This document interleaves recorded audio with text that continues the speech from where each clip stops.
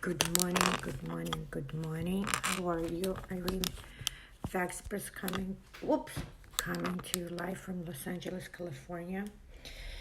Yesterday was another incredible day of training. Today's 13th day, and it's been just our moments. Good morning, Victoria. Our moments after another. The healing that I am going through is epic. It's as intense as the therapy that I used to do. And this is on a whole other level of mental, physical, emotional, financial awareness and healing. And yesterday, I'm looking at my notes, actually learned how to take notes now, much better notes. Hi, Sean. Welcome. Hope you're having an amazing morning. So we had to bring ourselves back to the most difficult time in our lives and go through our thought process in that crisis, right? I'm trying to stay away from it, but as Dr. Ahmed explained sometimes, and also Nick Vages, destroy his name, talked about too, it's important sometimes to revisit your most difficult moments, crisis moments, to see how you've grown from them and how far you have come, and that anything and everything is possible. Welcome, Nicole. It's huge. Like, who wants to relive their terrible moments, that pain and that suffering and that mental disability? Oh, I'm doing great. Thank you so much. And but that was the homework, so I had to go there. I had to go back to the car accident. I had to go back to that moment of losing myself, losing hope, losing strength, losing health, losing 70% of my business, feeling inaccurate, feeling disappointment, feeling like I'm a failure, feeling like I'm broken in so many pieces that if I cannot love myself and be with this thing that I'm in, who would want to be part of it, right?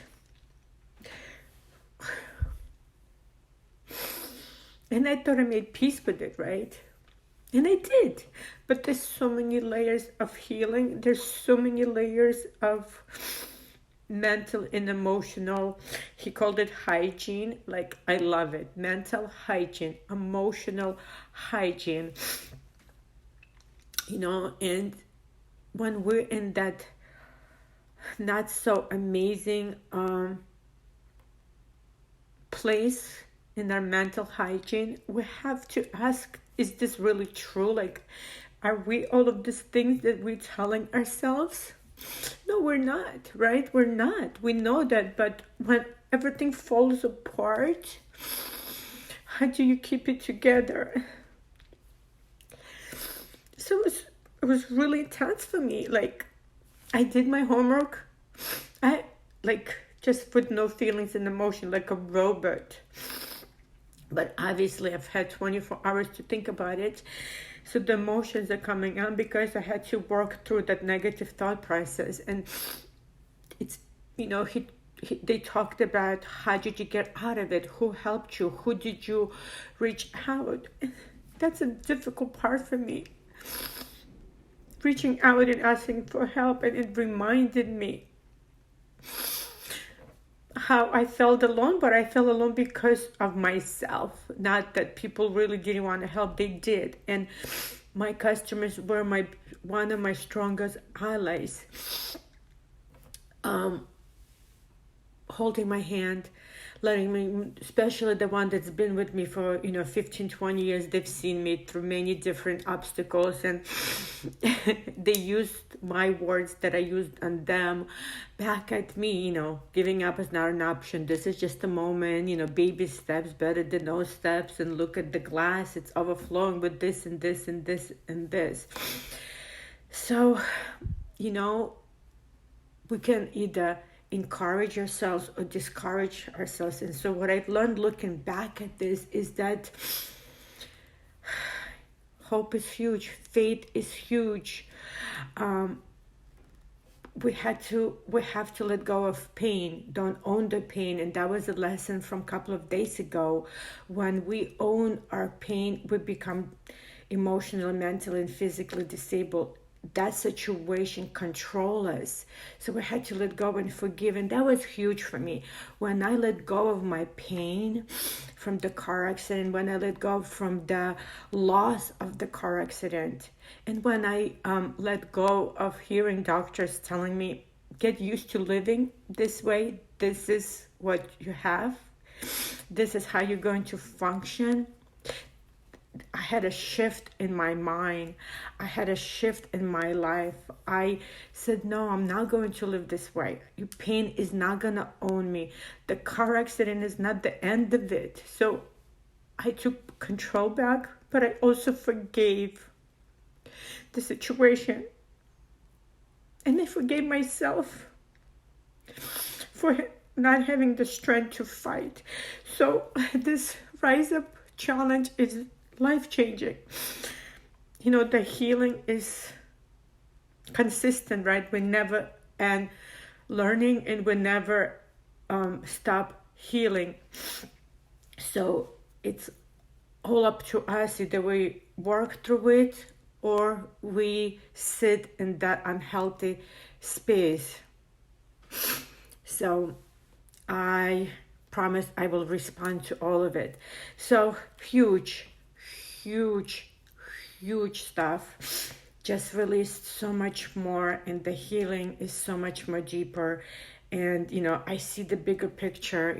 So it's good sometimes, I guess, to revisit the past, because it makes the future, right? It's who we are. That's where we get our faith, that's where we get our strength, that's where we get our knowledge. So once in a while, look back and acknowledge how strong and powerful you are. And wherever you are is just a moment, and giving up is not an option. And we're going to take big steps to healing and having amazing mental, emotional, physical, financial hygiene.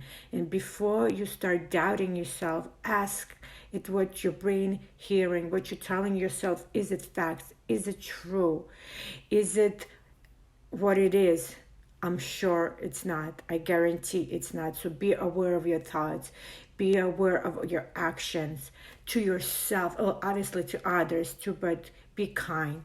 Be kind. And the glass is overflowing with all the tools and information and self-love and self-awareness that you ever could imagine. Have a beautiful day, and I will see you definitely later. Have a few more things to share with you. Have a beautiful Friday, and again, thank you for your support. Without you, there's no me. Without us together, we cannot change the world and inspire people. Thank you for all of your support again.